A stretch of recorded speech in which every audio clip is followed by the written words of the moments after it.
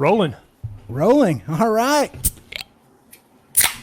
Tim, there's Webb Wilder on the screen. I know. I'm trying not to be starstruck. And Webb, let me just apologize in advance for the next hour you having to sit there and endure Matt and I telling you how great we think you are. I've endured worse things than that, so I think I can handle that. But I'm not sure how right you are about any of it, but I'll take it.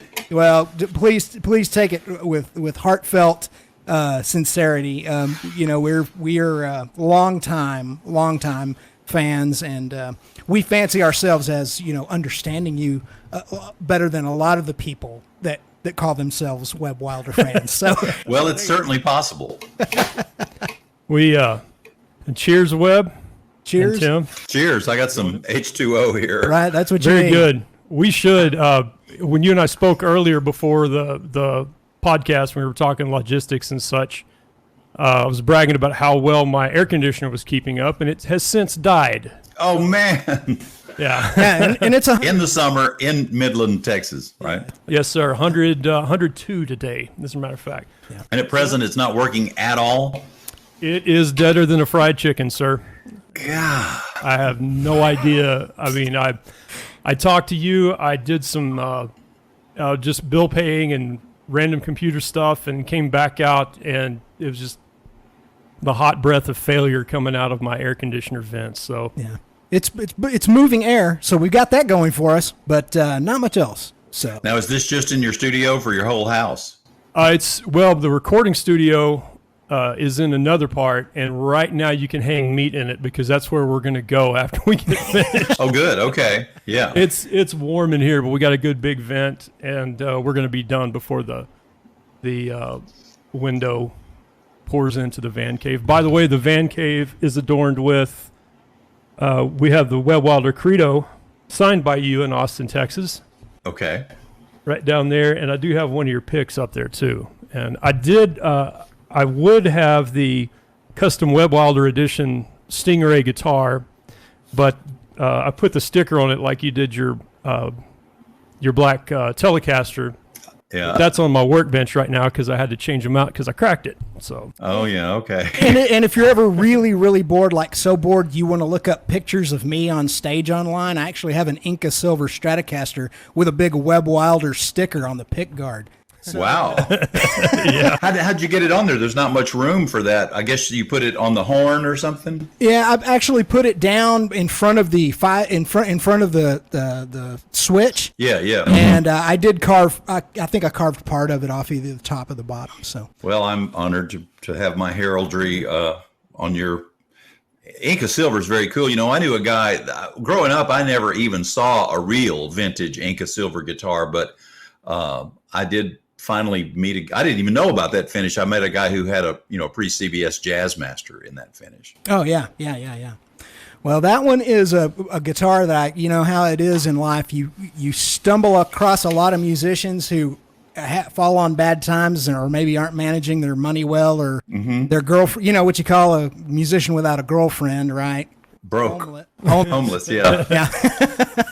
And so, I ended up getting that guitar for a song. It's a custom shop Inca Silver Stratocaster. Nice. I don't know. I've had it, over a decade now. I've got around 07 or 08, and I play it every once in a while. I've got it a little bit more hot rodded than some of my other Strats. I've got it cut with a humbucker and all that. Mm-hmm. And so anyway, but that's my official tribute to Webb Wilder. Guitar. And the Incas. Yes, and the Incas. Yeah, the guitar's name is Quetzalcoatl. So I'm one of those weird guys who names his guitars. Anyway, My sailboat was almost named Carlsbad Devereaux. Well, yeah, but it's bad luck to rename a boat. So not unless you do the ceremony. Carlsbad Devereaux was portrayed by the funniest guy in Nashville, who has sort of hermitized himself now to our great loss, Shane Caldwell. He is unbelievable. Yeah.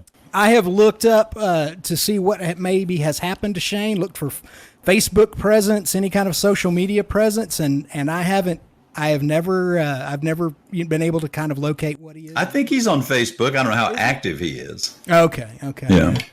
Yeah, it's fun to go back and look through some of the people that were in those. Well, you had a couple of people that you still have a close association with today were in some of the Cornflix pictures. Oh yeah, Bill Lloyd is in one scene in a Horror Hayride, and George Bradfute, and I don't know who all, Yeah. Well, that's one of mine and Matt's go-to after show films that we watch. I can't tell you how many times we watched it. Horror Hayride in particular, In the Saucer's Reign as well. But that just always seems to be, if we're playing a local show that's within 30 or 50 miles of home, and we get back here and unload the gear and everything, and Matt's wife isn't too put out with us, and we can hang out till sunup or whatever, it always ends up with a bunch of beers and watching Horror Hayride at some point. Yeah, we're talking about Webb's film career. You've done a bunch of movies, and as I understand, Webb Wilder started, or the name, I guess, the persona started as the private eye character. Is that how it worked? Yeah, Bobby Field, R.S. Field, is such a big part of the story, and he and I had been in Austin in separate bands. Basically, the original Howlers was a different band than Omar and the Howlers. Omar was great in both of them, of course, but they formed with some people from Arkansas and Mississippi in our hometown of Hattiesburg, Mississippi. And I had gone off to college here for 2 semesters and got back to Hattiesburg in the summer of '75. And the Howlers had been rolling a while, and I got together a band, and we all moved to Austin, and then bands break up, of course. And so Bobby and I moved back to Hattiesburg, and that was sort of culture shock after living in Austin.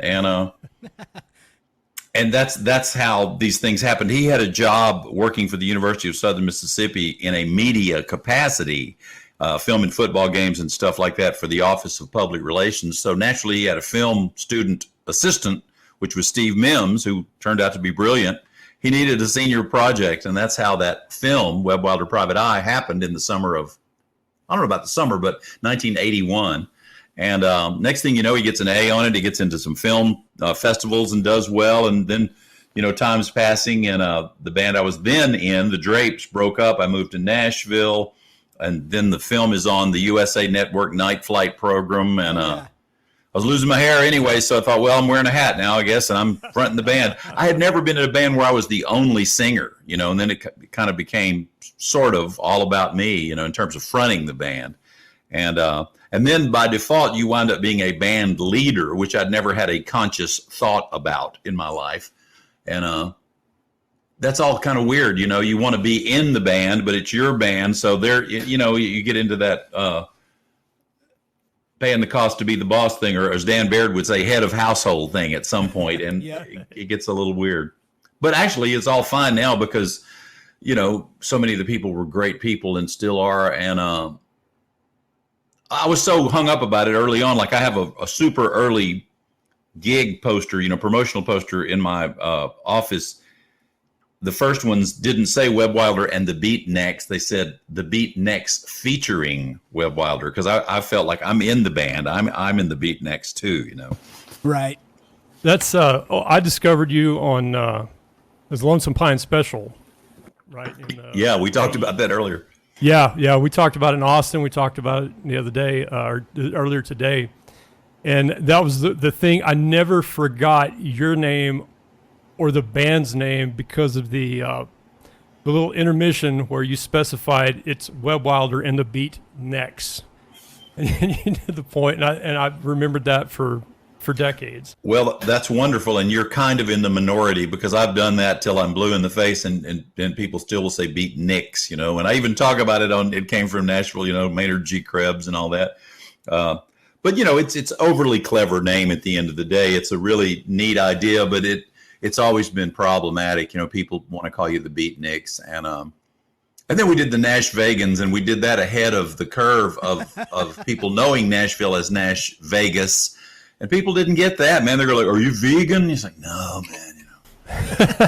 So my Aunt Lillian, who really was a music legend, I don't know if you know about her, but she and my Uncle Willard had Trumpet Records and recorded Elmore James original, Dust My Broom, as well as all the classic Sonny Boy Williamson too, Rice Miller stuff. Fantastic. And she always said I should call the band Webb Wilder and his Wild Bunch. Which, at the time I thought was corny, but, it's probably something that given immortality, which I don't have, I could get around to doing. I always thought Beaten X was so clever.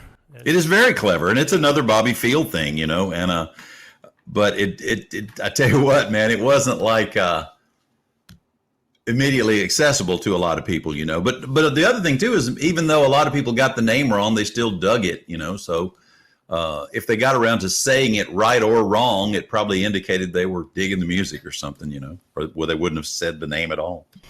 Well, the music, you have to kind of take a picture of the time. For me, anyway, I was 17, 18 years old when I saw that. I was playing guitar. I was into Satriani, Iron Maiden, all this stuff. And I was raised on country music. But you get that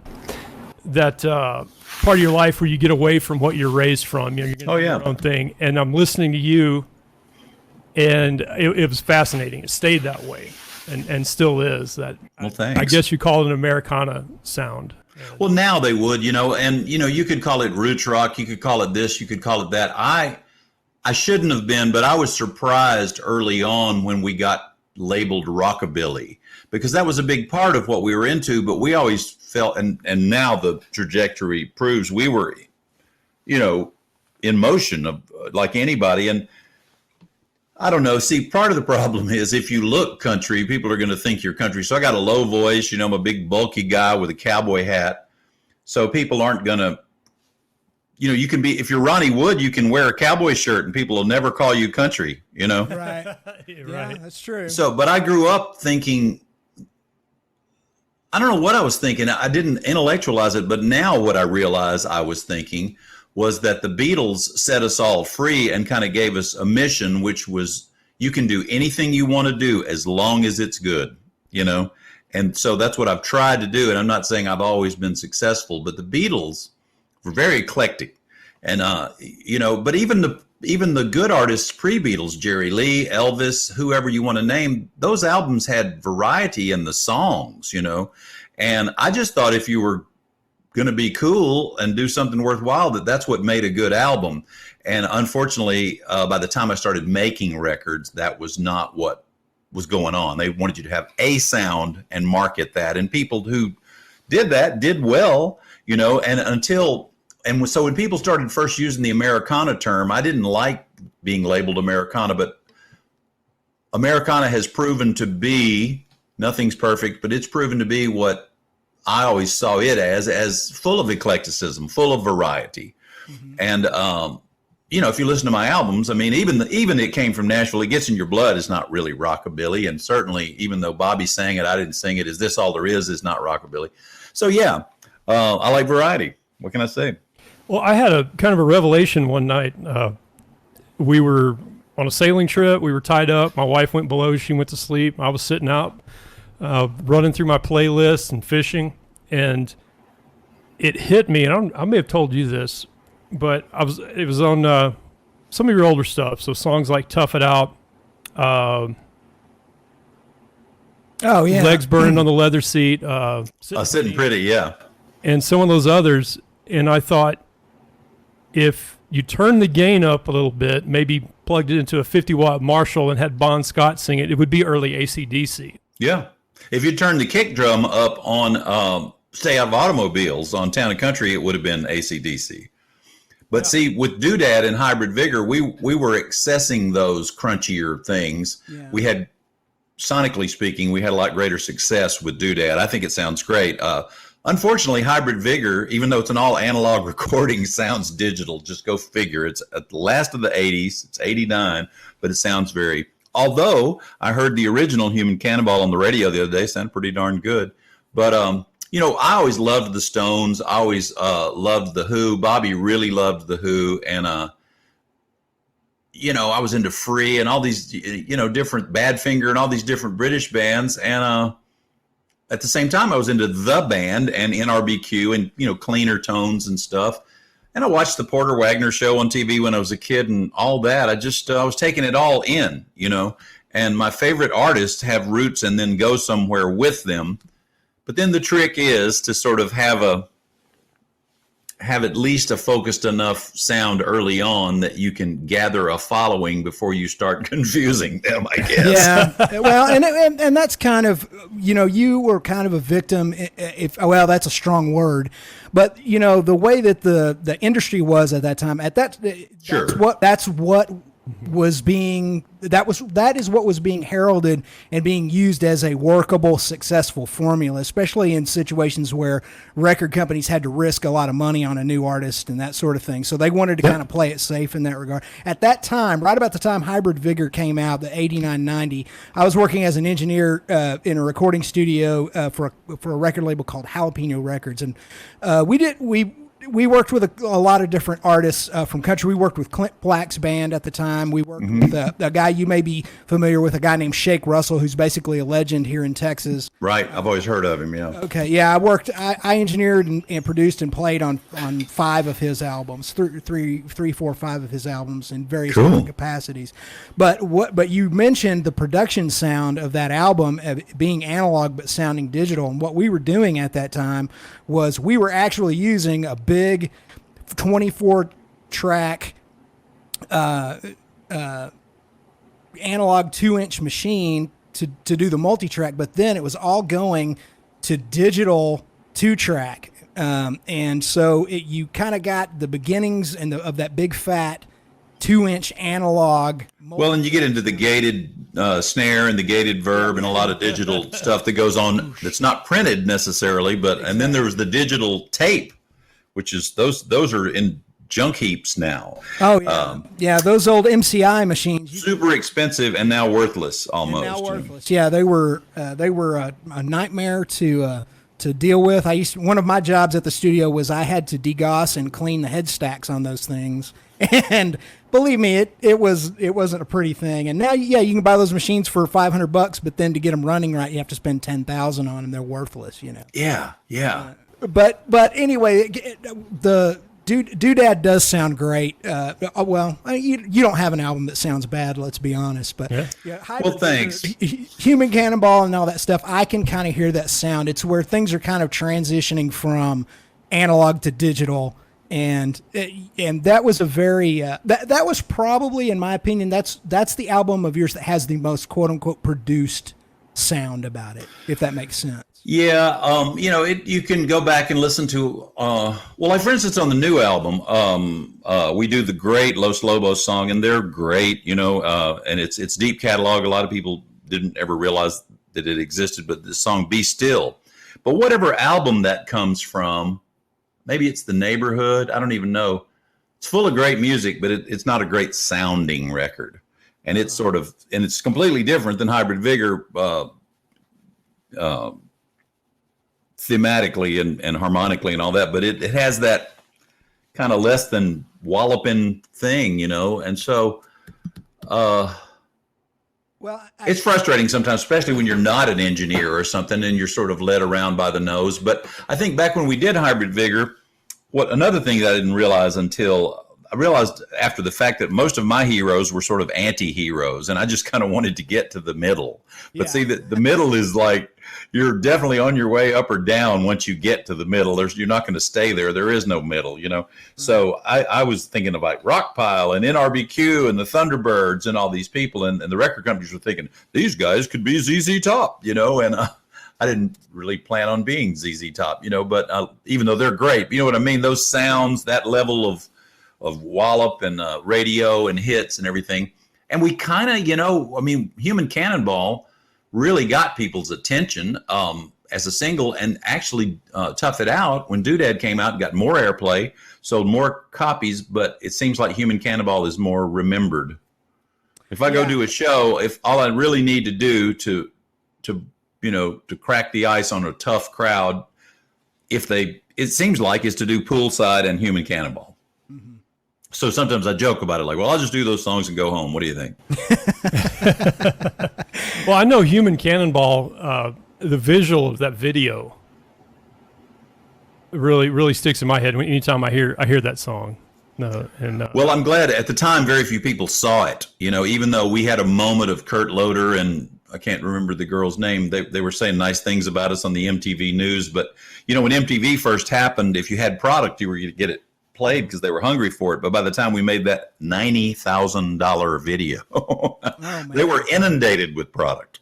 Yeah. And it wasn't like a number one or anything, but it's a pretty good video. It was done, though, expensively back then. It was done in New York City, and it was a crazy day, and some of it was kind of fun. We had literally just flown in from Europe, and we were never touring in luxury. And touring that's really touring it on a rock and roll band is hard work for anybody if you're traveling in a jet or a bus or whatever. So we were a little crispy. The weather was bad. Our road manager, sound man, who is now a big engineer, studio manager in Nashville, but he, on a crowded side street in New York, his finger got caught between two cars. And I mean, he got his fingertip cut off that day. He had to stay in the hospital and we had to leave him behind. It was just crazy. Yeah. Oh man, that's interesting to hear like the inside memories on that shooting day. Weather was terrible, yeah, and a lot of it was filmed at the site of the original, I guess, New York World's Fair. Okay. And of course, the flying things were done, on a soundstage or whatever. Green screen, blue screen. I remember we and I commented about this, and we had a little conversation on Facebook when you posted at some point. The bass player in that video was hipster before there were hipsters. Yeah. The shirt and the hat. Remember that guy? Cletus, yeah. Yeah, that was cool. You mentioned the new album, and I have it. Of course, my autographed version. I had to buy the vinyl, and it sounds killer. Absolutely fantastic.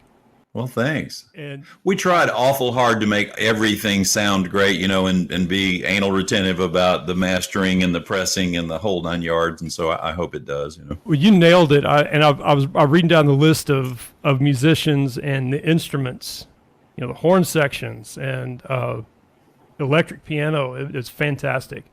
So many of those instruments were played by George Bradford. I mean, I played a lot of guitar. There's 2 songs I don't play guitar on, but George played everything from guitar to bass clarinet.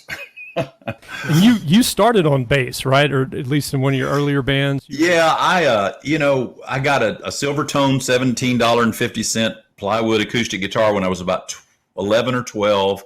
And I had these friends who were a year older, and they were playing, and we all took lessons from this guy who was in a high school garage band, and he would literally charge us $1 a lesson. He'd write the words to folk songs in pencil and put the chord change over the word, And so then I just really pestered my non-musical parents for an electric guitar, and I got a real cheap Japanese guitar and amp. And I showed up at the first rehearsal of the band, and those guys had Gibsons. Oh. And truth be known, they were probably a little better guitar players. And so, I was the bass player by default. And so I'm playing bass on the 4 strings of my Japanese guitar. And then, like a miracle, the local salvage store. This is when no music instrument store discounted anything. Everything's strictly retail. Mm-hmm. Even though the prices in retrospect look great, money was different then. So, and you're a kid, you don't have any money. So, they had 3 Sunburst Precision basses at the salvage store. The cases, they had a bunch of Gibson and Vox stuff. And there's no route to owning this thing except to just beg my parents. And I was a spoiled only child, and we weren't wealthy or anything. But I finally wore them down and we went out there, and I got this, I think it was about 68, but it was a 66 P bass. I still have it. And they wouldn't buy the case. And the case was half price from list. And finally we went back and got the last shop worn case. And the next thing you know, I'm playing bass, and I didn't really know what I was doing, but I think I have a good natural rhythm. And so I played with my fingers. So I'd dampen one string while I'm hitting the other. And I think I got some stuff going. And we were trying to play the teen center songs that people played at the teen center. We were lucky to have a teen center to gig at. But so we had no tuners. We were kids, and we had no horns or keyboards. And we were trying to play songs like Hold On, I'm Coming, and Knock on Wood, and Mustang Sally, and Midnight Hour. But psychedelic was the other component of our repertoire. And so, wow. And, I never really wanted to be a bass player, but I'm glad I did it. And Tom Petty did it too, you know, and it killed me when he died. I mean, it just, I related to him. Not that I'm comparing my talent with his. He's a prolific hit-making songwriter, unbelievable talent. But from the South, got a bump in his nose, played the bass first, you know, was a little older, and rock and roll and that whole thing was like religion to him. You know, when you really get the calling, so to speak, I think a lot of your spirituality is caught up in all that stuff. And back to my point, I think the Beatles gave people like him much more than me and me a mission. You know, it's like, here's your gift. Try to have some integrity when you do it, and you can do whatever you want. And of course, don't be surprised if you're not rich at the end of it. And Tom somehow just did it all, man. He did it with integrity. He had roots and went somewhere with them. And he shouldn't be dead, but he is. And the good news is he left oodles of music behind. Oh, yeah. So anyway, sorry to get off on that tangent, but Not at all. it never hurts to do a doff of the hat to Tom Petty, right? No, it doesn't.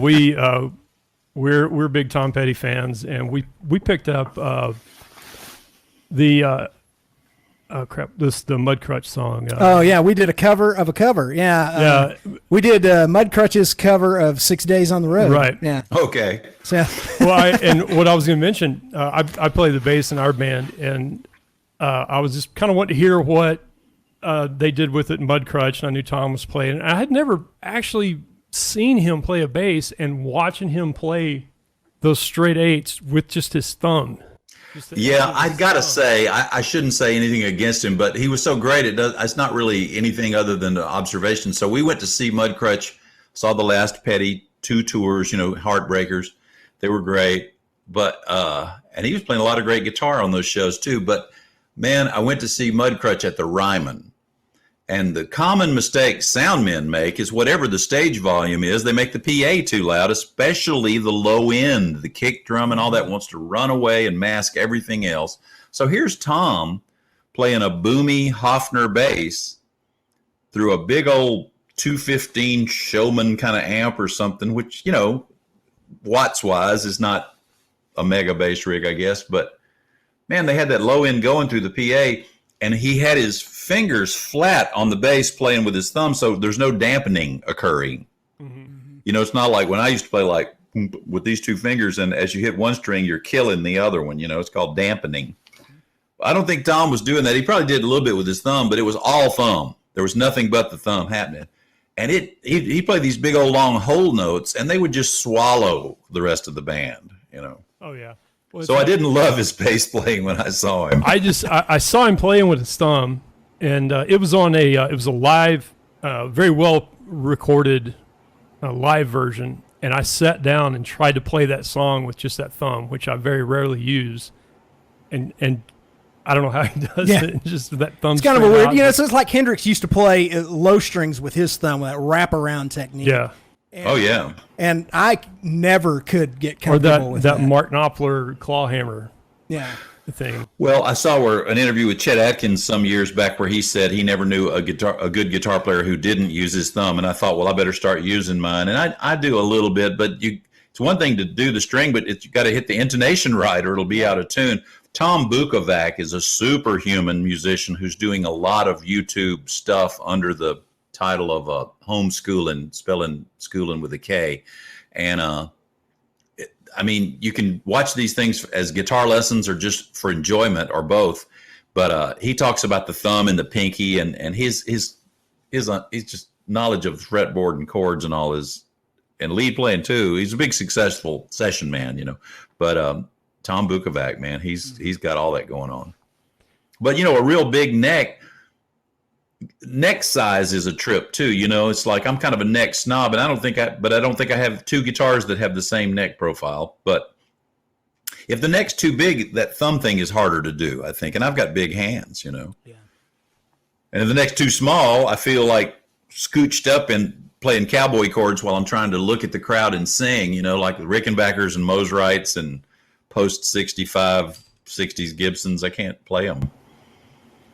Yeah, That's the difference between like the Stingray and a P bass. You know, the Stingray's got that wide flat neck, and then the P bass has the skinny ones. I use my thumb, especially on a long, really long gig where I just kind of need a rest, or if I'm nervous and I'm over fretting and want to get that thumb on there, and that P bass, the neck. I mean, the Music Man seems like the neck is 6 inches wide, and you have to do it all properly.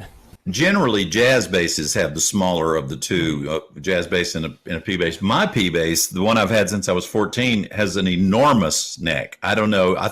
For a while, I thought it must be typical of 66s, and I don't think it is. I think it was like Friday and Time to Go or something. They just didn't sand it down or something. Maybe that's why I never got happy with one. But I was very excited to find out you had your video came out on the new album, the title track. Yeah, sure. Speaking of psychedelic, I want to make sure we talk about. I don't know when somebody says, "Hey, Webb Wilder has a new video." I have no idea what to expect. Let's see what we got, and it fit the bill. It wasn't what I expected. It was fantastic. How did that come about? It came about in kind of a beautiful way. Being older now, I don't have my finger on the pulse of what videos are used for, because, we all used to see the video channels that were like 24/7, MTV and CMT and GAC. And it's like, wow, well, that changed, and then for a while it's like, you got to have a video, and then it's kind of like, well, you don't really need a video. Who's going to see them? And then kind of while I wasn't paying attention, videos sort of came back and were much more affordable to do. And people use them to promote within the industry and to the press. And then you have all the viral, who knows who sees what nature of the internet. So I still don't fully understand. But one of my oldest friends, supporters, and contacts in the music business who really gave me my first break is a guy named Dan Tyler. And he's a great and successful songwriter, but he's a lawyer, he's a business guy, he's a lot of things. And without he and his wife Adele, I don't think It Came From Nashville would have ever happened. So having said all that, you get a new album with advanced copies and you want your old friends to hear it. So I put one in his mailbox. By this time the pandemic had hit, the album was released on April 10th, but this was March or something. Well, he flipped out. He loves it. Well, he's always dug the music, or he wouldn't have gotten involved with it. But I was really impressed how much he dug it. And as it turns out, I did a song that he publishes, which is that song Night Without Love. And his daughter has become a big video director, and her friend Abteen is maybe bigger than her. And they were sort of bored and trapped with the quarantine in LA and loved the song themselves. And the song is old. It's an old Bobby Field song that he wrote for the Drapes. We did in this band, the Drapes, years ago, and another guy, Bruce Tennant, sang it. So Dan made it happen with his daughter Elise and Abteen, and so I had not much to do with it. So we're all worried about the pandemic and stuff, and I said, well, can you shoot some stuff on me here? So I went over to these people's house, and they had like the iPhone 11 or something, and we wore masks and stuff, and they shot some stuff on me, and I didn't expect to be in it a whole lot. I knew I'd be in it some. And then it was just left up to them, and obviously what they came up with was nothing like I would have ever come up with, turtle women and whatnot. So it's very imaginative and very artistic, and now I'm actually really proud of it. I think it's nice to have it be a whole different thing. Yeah. Well, I like not knowing what to expect, what's coming next. There's a story. Fantastic. I made the comment. Webb and I had a kind of a little bit of message exchange today about it. I said that she was tuned into your vibe, man. I mean, I think that is true to the Webb Wilder vibe. I think it all worked out. I think there are little pieces of I had too much to dream in that. Some of that psychedelic. The guy's kind of an outsider. Yeah, exactly. And I like that they did it in 4:3 aspect ratio, so it looks like it was all shot on an old 8mm film. They did camera. Super 8. That's what they did. Oh, okay. So Wow. yeah, so it actually was That's real cool. Super 8 on Sunday. Yeah. Okay, so there you go. That says it all right there. Yeah, it just looks great. It's very imaginative. It's very creative. It's one of those videos that you need today because you can sit there and watch it 5 times, see something new every time, and go through this constant sort of philosophical, artistic imagination and interpretation and reinterpretation of what you think is going on compared to the words in the song. And so I don't know. Kudos to everyone who had a part in that, yourself included. I really do like it. Fantastic. Well, thanks, Tim. The ending is open ended. Like when the Sopranos series ended, some people didn't like the ending, but I kind of did, and it wasn't an ending. It was like, okay, we're not going to observe these people anymore. We're setting them free, So, I mean, did the girl turn into a turtle? Is the guy, what happens at the end? You don't really know, but you can breathe with it, My wife hated the Sopranos ending, and so I was proud of this. I said, baby, what you don't understand, it's a simple matter that and just walk And away. you just walked away. Yeah. That's not funny. Well, not to get off on a Sopranos tangent, but I've had my theories on that for 14 years that he died in that moment. They had said in a few episodes earlier that when you get killed, you probably don't even know it. It just goes. Oh, yeah. Chase says that David and Tony and Syl survive. Okay. Yeah, that the guys that walked in during the Journey song, that was all a coincidence. And it's Syl. If you look at how they're lives on. eating those onion rings, it's kind of like they're taking communion or last. Yeah, Oh, wow. yeah, that was brilliant. See, I get way too. I've been an artist and musician basically my whole life, and I way overthink these If we start things. talking about Tarantino, I'm going to have to ask Tim to leave. So it's like on the I Am the Walrus, are they saying I'm very bored or I buried Paul? Ooh, yeah, exactly. We had a guy, another band I was in, that always wore a Paul is Dead t-shirt. I mean, there are these people, that think the Paul McCartney that's walking around that we know now is not really him. And it's like, well, how do you find another guy with the enormous talent to do all the stuff he's done? I can tell you, my son is an enormous Beatles fan, and I took him his birthday present or something. They came out here to a big concert center in Midland, and it was one of the Beatles tribute bands. Mm. And they had the costumes, but the guy playing Paul McCartney looked like Paul McCartney and played left-handed and sounded like him. And now I'm going, okay, well, maybe Yeah. this could happen. Or maybe this is his secret identity thing. Playing the songs and writing the songs, man, that's two different things, though. Yeah. We're coming up with a conspiracy theory for Webb. It's got to involve spaceships. Yeah, it's gonna. Oh yeah, we can. You'd be the easiest guy in the world to create conspiracy theories about. I gotta tell you this story, Webb. You'll just appreciate some of your fans' nonsense. We were watching, which one was it of the cornflakes? Saucer's Reign. Right. And you do the line at the first explaining who Webb Wilder is, and I'm like a Greek hobo with a lamp, the one Right. who wandered from him. and plagued by flying saucers. Yeah. And as soon as you said that, we had to pause it. We were laughing so hard. Tim is actually plagued by flying saucers. And just so you understand this, Tim and I are not conspiracy theorists. We're both pilots. We're both into astronomy. We're very, very much science geeks. Okay. And the dude sees more UFOs than anybody. And he helped me bring a motorcycle home that I'd purchased. In the middle of the day, we stopped to grab a hamburger and paid the bill and came out, and Tim is leaning against a post outside the restaurant texting, and he's just kind of shaking his head, and I go, "What's the matter, Tim?" And he goes, "I saw another UFO, and I couldn't get a picture of it." And I go, "Where's it?" He goes, "It's right there." I looked up and go, "I'll be damned." It's what it was. Man, Webb, quite honestly, I hesitate to ever tell anybody that because it just, I'm not a weirdo or anything like that, I promise. But yeah, I don't know if it's just that I look up more than the average person or I have sharper vision than the average person or what, but for some reason see more weird things in the sky. Yeah, So that really resonated with us. Yeah, we can leave it at that. But yeah, I do have some pretty weird photos on my Facebook page. Dadgum. That's interesting. I don't get it, man. You mentioned pandemic, and man, I feel bad for you guys that do this for a living. We're weekend guys, so, and I'm retired. It didn't kill us. But you're making the best of it. You have your radio gig, and that's Yep. WMOT. Yep. Roots Radio. Yeah. .org.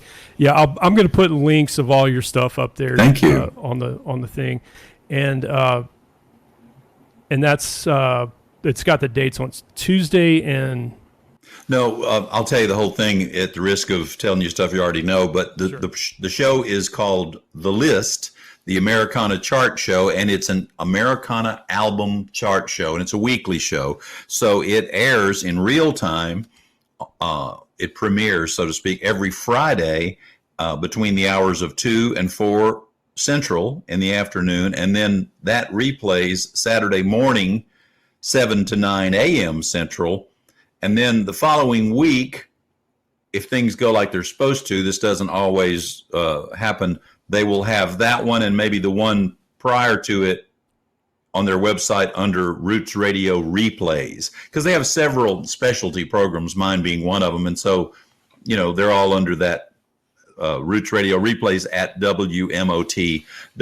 And it's pretty cool because there's a lot of variety, and I get to, talk about this stuff. And on some of the shows, we were on the chart, and the music from this new album was getting played. It's a chart show. The program director is Jesse Scott, who is a real pioneer in Americana radio going way back. And I worked for her at XM satellite radio. Before XM and Sirius merged, I was literally one of the first satellite DJs because she hired me. And, America had never had satellite radio. So, I watched them go from 0 to 3 million subscribers, and they still weren't in the black, Yeah. Yeah, that was. I bought my first XM when I got deployed in the Coast Guard and listened to it all the time and saw all the changes and all the weird stuff. I've even heard you on there before, but great. Yeah, I was on 7 days a week and still doing gigs and making records and all. But it was a channel called Cross Country, and people called it X Country because they didn't want to confuse people that it was a gospel thing or something. So they made it the cross like that. And people go, "Oh, you on X Country, right?" No. And so when they merged with Sirius, by default you got to call it an Americana channel. They had Outlaw Country, and they've been very good to me as an artist too. They play my music, and so Cross Country was one of the channels that got shown the door. And I did that for 4.5 years. Jesse did it longer, and so like 10 years or something passes or longer. I guess about 10 years or a little longer. And Nashville, strangely enough, had never had a real Americana radio station, even though Knoxville has one and all this. And even though the Americana Music Association headquartered in Nashville.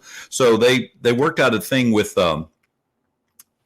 just south of here in Murfreesboro at Middle Tennessee State University, and made their format 24/7 Americana. So, and so they wanted me to do the chart show, and that's what I'm doing. And I'm doing it at home now, and I'm using this mic, and I think I'm getting as good or better sound than I used to drive to Murfreesboro and do it every week. Wow. So when you were back in the early days when you were doing this Sirius show, I have an acquaintance, and I've done a bunch of work with and for Big Lou with Sirius XM, and on the Blues Channel. Lou Brutus. Yeah. No. Big Lou.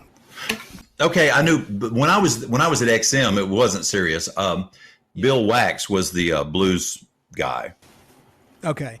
My point being, I've always wanted to ask Big Lou if he records that show in real time, or if he just does his intros, outros, introductions, and interludes and all of that stuff. When you were doing that show, were you going in and recording it in real time, doing the show in real time, or were you recording it in sections and the show was being edited together? Well, you mean then or now or both? Then, yeah. Then what? Now I assume yes. I did in the early days of doing it. I did it 4.5 years, and obviously, that's a lot of airtime. You're on 7 days a week, and so I would do 5 or 6 days a week. I would do a live show and then record one, and then I got to the point where I was recording all of them. And when I was recording them, I didn't hear the music. I had to just kind of live with the music and listen to the station a lot, and be familiar with it. And but when I would sit there and do a live show, it was in real time, so that's the difference. I think anybody who's not doing it live is not, as you say, doing it in real time. However, the way I'm doing my show now is in real time, in that I don't even know how to edit in GarageBand. So I just do it. I just sit down and I make a lot of notes and I prepare it, and there's a lot of content, and I have the logs. And so then they edit my in real time recording. Gotcha. Okay. See, that's the beauty of being a podcaster, is I don't have to be good at any of that stuff. Like, we're that far above Tide Pod eaters. Well, like I say, I'm that far above a total techno peasant, and so I send it off from Dropbox, and I'm changing. I'm just now going to be changing student engineer producers, which is the way it's going to always be, because that's what it is. It's MTSU. It's a college station. So hopefully there won't be any growing pains in the process. Well, I very much appreciate your XM efforts and that whole thing in general. Like I said, I did a lot of driving in places where there was no coverage, or fishing on the beach whenever I had leave, and it was so nice to catch up on new stuff that we would never hear in West Texas. That was the best part. I want to talk about another pandemic era project, the webcast. The webcast. I'm absolutely loving that. It's fantastic. So tell us a little about that, and when's your next one coming up? I already forgot. Well, we don't have a firm date yet, because my girlfriend's my engineer and she's really busy, and so I've got to pin her down on that so she can help me. But probably toward the end of the month, maybe the last Friday of this month. Don't hold me to that, and you'll know. We'll put it out there. But it's been fun, and I tried to be a real less is more guy with the first couple ones, no electric guitar, no amplified voice, no amps. And we started kind of getting it. And, your cell phone is you have to get the shot and the lighting and the mic placement all in one, and then we decided then I started introducing electric guitar, and I had a little amp way far away pointing the other way. And I started still unamplified vocal. I kind of dialed that in. And then we decided we need to have a new visual. So we put it on a different wall, and it sounded really different. And the little amp I put in a stupid place. So anyway, I just bought this thing. It's like a tiny PA. It's like really about this big, but it's a Fishman Loudbox Mini. Yeah. And so I'm not going to turn it up very loud, but I'm going to use the mic, for my voice, and have my acoustic guitar going through it. And you'll still hear the acoustic guitar itself. And that way, when I switch to electric, the voice will be amplified. And, the material. So, the first couple of ones, I was just sort of treating it like the house concerts and solo gigs I had done without the band over the last many years. And playing the songs I know how to play and stuff from the new record and kind of the hits, quote unquote.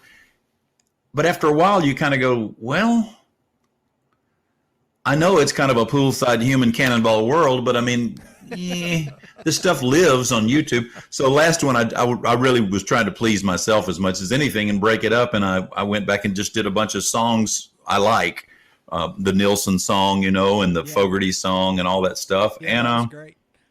I liked how you actually pulled the album out and to show everybody it's on this album, the song I'm about to do. And you're doing more than you're doing God's work there. You're doing more than just playing a song. You're educating the audience. Well, I got to give credit where credit's due. A friend of mine that I've been in close contact with during all this, who is younger and a lot more technical than me, JD Simo. I'm in his new video. I'm one of many people making a little cameo appearance in his new video for a song called Love. And we've been talking on the phone a lot, and I've been watching his weekly Greasy Time show. And man, he's mastered all these skills, but a lot of what he's doing is what you just said. It's presentational, it's edification as well as entertainment. And so he's talking about a lot of his influences and classic blues guys and guitar styles, and he's got a lot of, camera switching and cool stuff that he can do. But I just realized in watching him do that, hey, I'm a DJ too. I know how to talk, and I love covering other people's songs, and I got to do something different this time than last time. So yeah, I started plundering my record collection to try to have visual aids, and I called it Backstory. I don't know if I'll be that, have that kind of package deal on the next one, but I'll definitely do one. And, well, I'm glad, it's a good feedback to get that you liked the visual stuff. Why not, right? That's been my favorite one so far. Like you said, I've been to your shows. I don't get me wrong, I love all the hits, but I like to hear what's behind it. I like to hear what you want to hear, and it's always fascinating to me to meet. I've been blessed to meet a lot of my musical heroes, to open for them and things like that, and just ask them, hey, what's in your CD? What were you listening to on your iPod? And it'll blow your mind. What these guys are listening to, what Don Dokken was listening to last time, or used to play George Lynch.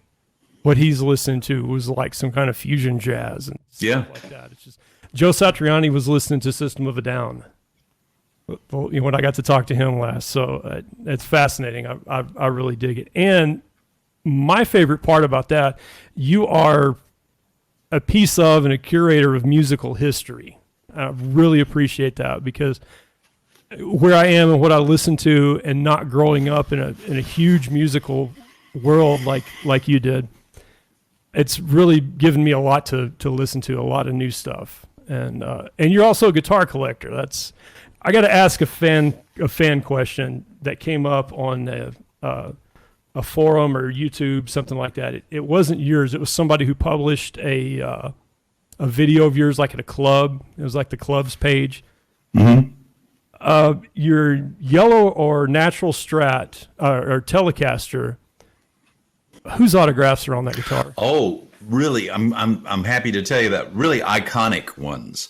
So through having been kind of, in addition to being a speaker, a musician and a singer, a speaker and a DJ guy and all, in the late 90s, I didn't have I don't know why that would enter into it, because I didn't have the XM gig yet.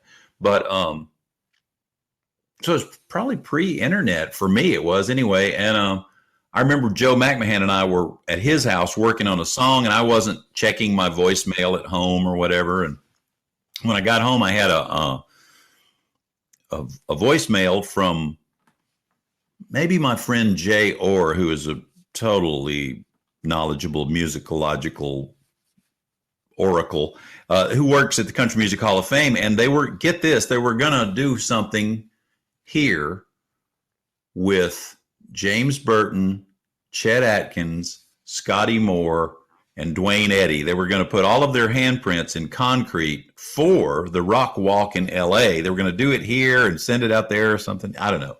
Wow. So they wanted me to host it.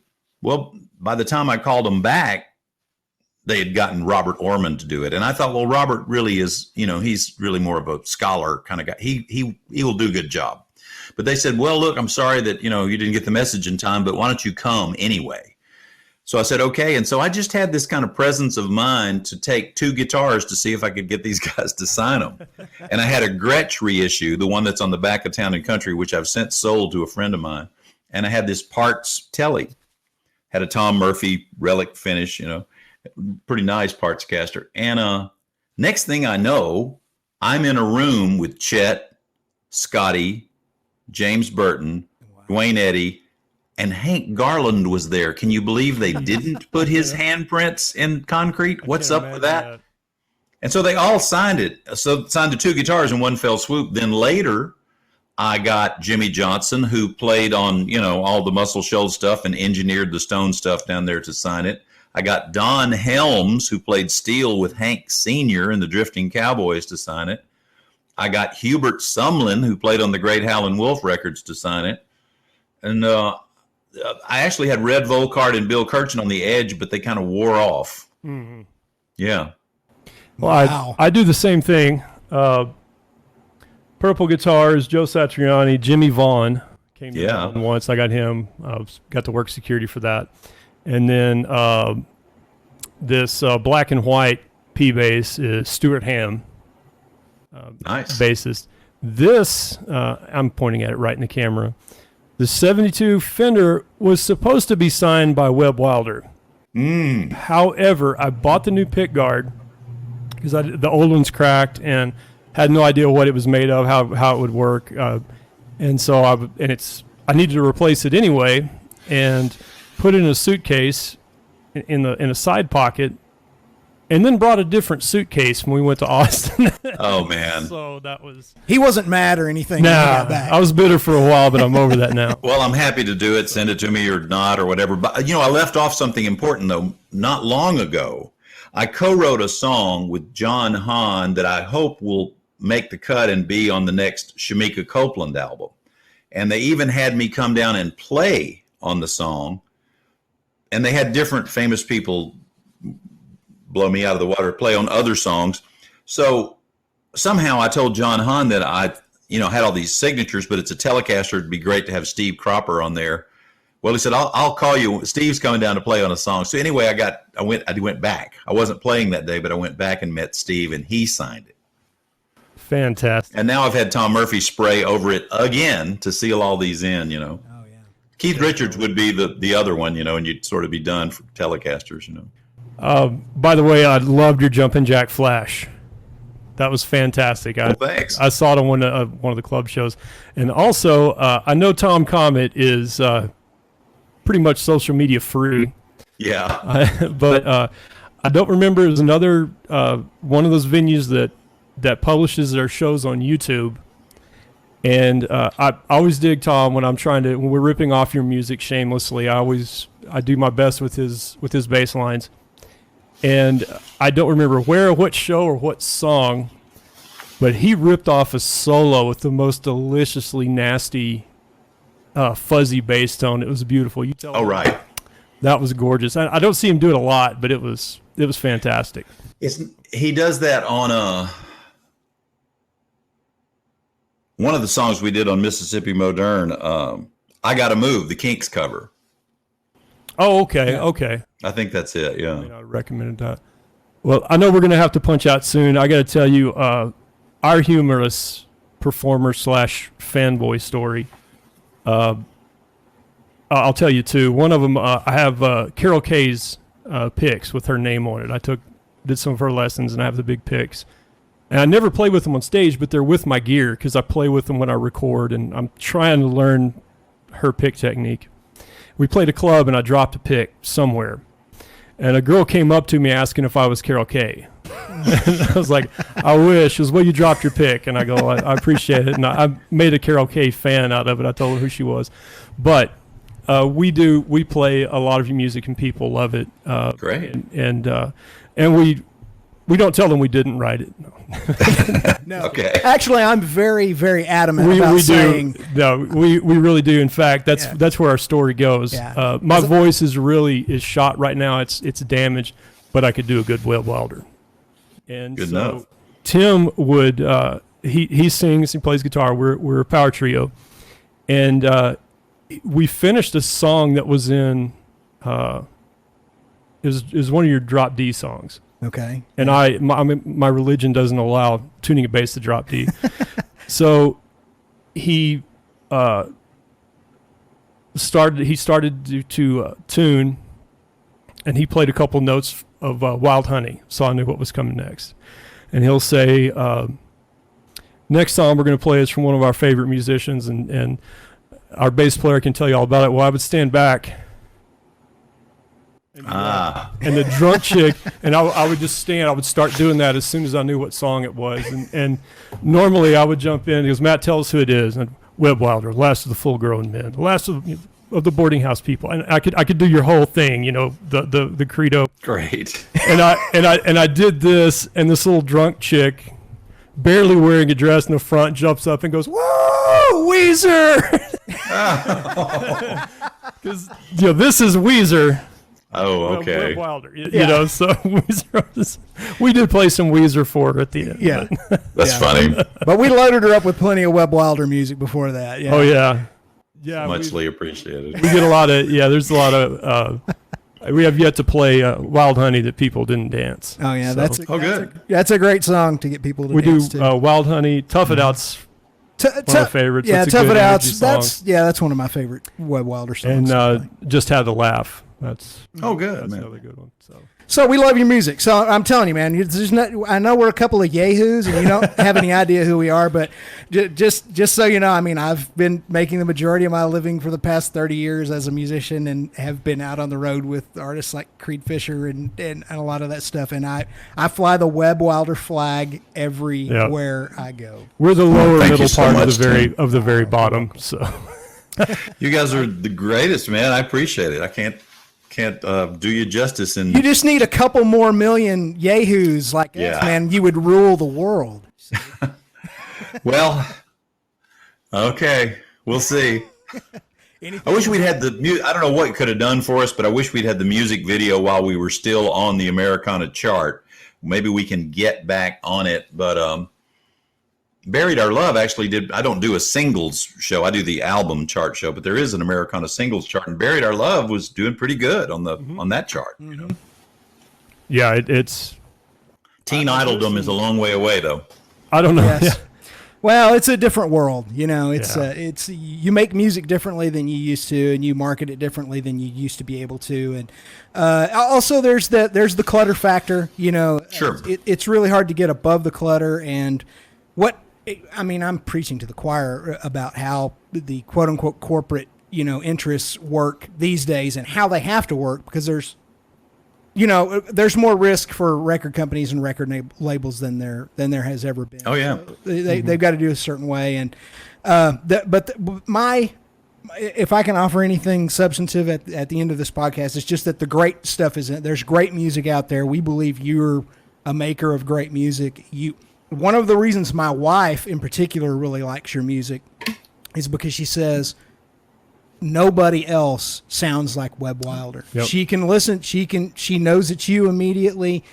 And how much music has just become generic and disposable and sort of corporate and produced. And I won't point any fingers, and I don't want to sound like sour grapes, like an old jaded musician, I am. But we all know it's true. Yeah, but we all know it's true. And so, there are lots of gems out there, and I'm really glad you decided to do this with us. Kind of a dream come true. Had to kind of get over being starstruck at the. We're going to have to edit out the girly screams at the front. So I tell you, I'm enjoying what you're doing because I like hearing people at my point in my career. I like hearing my heroes play what they want to play, and Great. just soak it in. You know. Okay. Real fast, webbwilder.com. Just your name, no spaces. Really cool merch, the T-shirts. I can't find my Flying Saucer shirt. I'm a little worried about that. Also, the album there. It's available on vinyl and CD, and it's on Amazon too. Is that right? Yep. And you've got it, and I've got it. Let's see. I can't get it all on screen. Fantastic artwork. And also go to the Webb Wilder channel on. We got it too. Go to the Webb Wilder channel on YouTube. Yep. And share the new video. Everybody who sees this, go to the Webb Wilder channel on YouTube, grab the link to the video, and share it across all social media. And subscribe. Awesome. And subscribe for sure. Subscribe, like, and leave a comment. Facebook, Webb Wilder, and you also have an Instagram. Yep. Fantastic. Webb, thank you so much. If you'd hang around for just a few seconds after we close the recording. Sure. We got a little bit of business to do. Tim, thanks for coming and enduring my 100-degree house. Hey. Yeah, I'm a desert Thanks, rat. guys. Fantastic. Webb, you have a good one. We look forward to your next show, and thank you for showing up. We love you, man. Thank you, Matt, Tim. Appreciate you guys. Oh, brother.